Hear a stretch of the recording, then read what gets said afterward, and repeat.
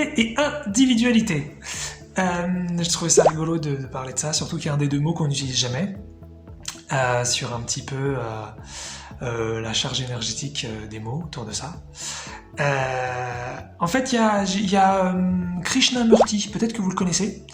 Moi, je le connaissais pas. C'est une personne qui m'a parlé de lui il y a quelques mois.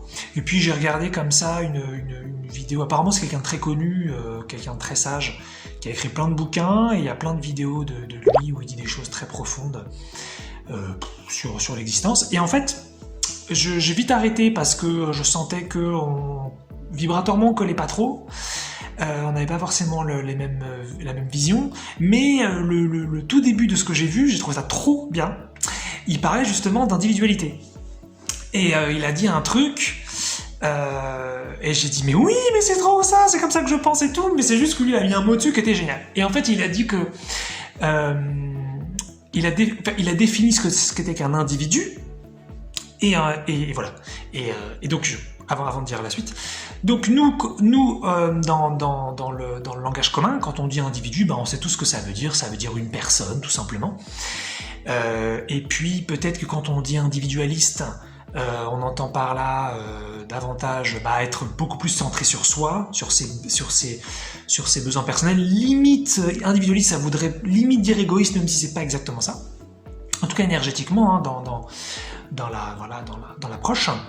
Et voilà, donc on se dit, voilà, moi je suis un individu, vous qui écoutez, vous êtes un individu, et puis voilà, on pense comme ça, et voilà. Et puis donc individualité, c'est la même chose, en fin de compte, c'est le fait de parler d'une personne, quoi. Et en fait, c'est super, je me suis dit ça à un moment donné, je me suis dit, mais c'est quand même bizarre, parce que dans individualité, il y a dualité, et quel est le rapport ? Et donc je suis allé tout simplement voir sur l'étymologie, et c'est finalement assez simple, enfin c'est assez simple quand on connaît l'étymologie. En fait, individu, ça veut tout simplement dire, ça vient de individuum, je crois, et donc c'est qui ne peut être divisé. Et donc, l'individualité, c'est la dualité qui ne peut être divisée. Alors, donc tout simplement, ça veut dire que si on prend un élément quelconque, ça veut dire si par exemple on prenait quelque chose d'atomique comme du fer ou du titane ou de l'or, enfin voilà des éléments uniques, ça ce serait a priori donc individuel, puisqu'en fait ça ne peut pas être divisé. Mais si on prend en revanche quelque chose qui contient plusieurs matériaux, donc là n'importe quoi de construit, comme un meuble, tiens derrière moi il y a du bois, il y a des verres, si on prend finalement de la matière qui a demandé plusieurs types d'atomes, on pourrait dire donc que c'est à ce moment-là individuel, puisqu'on peut le diviser. Et donc, Krishnamurti disait justement que dans notre société, en fait, on parlait d'individus, alors qu'il y avait quasiment personne qui était individu, puisqu'en fin de compte, comme on est tous parcelés, pour la plupart d'entre nous, donc à la naissance, la même des sous-personnalités qu'on a, voilà, il nous manque des parties de nous, on a des trous à l'intérieur qui sont énormes, on se retrouve donc divisés de partout, et donc en fait on n'est pas du tout des individus, on est des dividus. Je trouve ça trop marrant. Mais je trouve ça super intéressant parce qu'en fait c'est évident, quoi.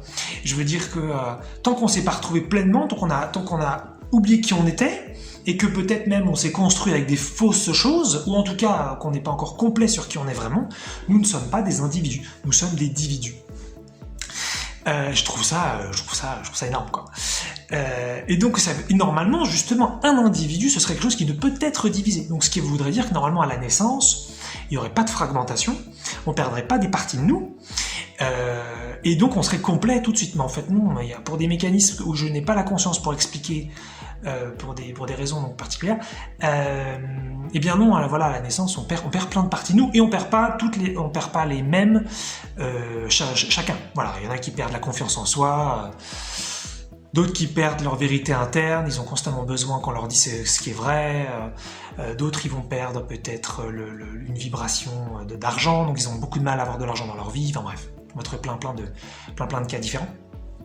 Et donc on n'est pas du tout des individus. Et donc justement, un objectif planétaire, enfin il pourrait y en avoir plein, mais ce serait justement qu'on devienne des individus, qu'on redevienne plutôt des individus, qu'on retrouverait finalement pleinement qui nous sommes, et que donc on redevienne finalement indivisible. Voilà, qu'on revienne avec tous les éléments, et qu'on devienne complet.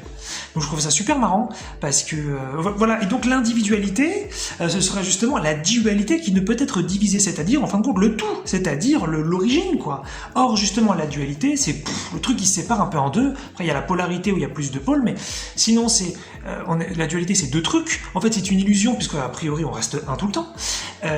Mais c'est ça, en fait. Et donc, c'est une individualité, en fait, parce qu'on peut la diviser. Mais normalement, l'individualité, justement, on peut pas, ce qui veut dire que tout ce qu'on a à l'intérieur, tout ce qu'on est, et tout ce que chaque chose est, ne devrait pas être, justement, en principe, et ça pourrait pas être séparé. Et c'est ce qui se passe, en fait, normalement, quand on va derrière le voile un petit peu de l'incarnation et qu'on regarde un petit peu ce qui se passe sur Terre, normalement, derrière, en fait, on voit qu'il n'y a jamais eu de séparation, et qu'on est un depuis toujours. Mais dans notre expérience, nous, d'humains, farfelus, un peu faux-folles, et bien justement, on expérimente beaucoup la séparation, et donc on expérimente plutôt une individualité. Et donc je trouve ça trop marrant, parce que c'est encore ce genre de mots qui sont inversés, en fait, qu'on retrouve dans notre société, ou des mots qui ont un sens finalement vachement beau, vachement profond. Finalement, on en a fait un truc qui n'a plus rien à voir, et donc nous ne sommes pas des individus, nous sommes des dividus. Et donc, je propose, comme plein d'autres le proposent, que nous redevenions des individus, justement.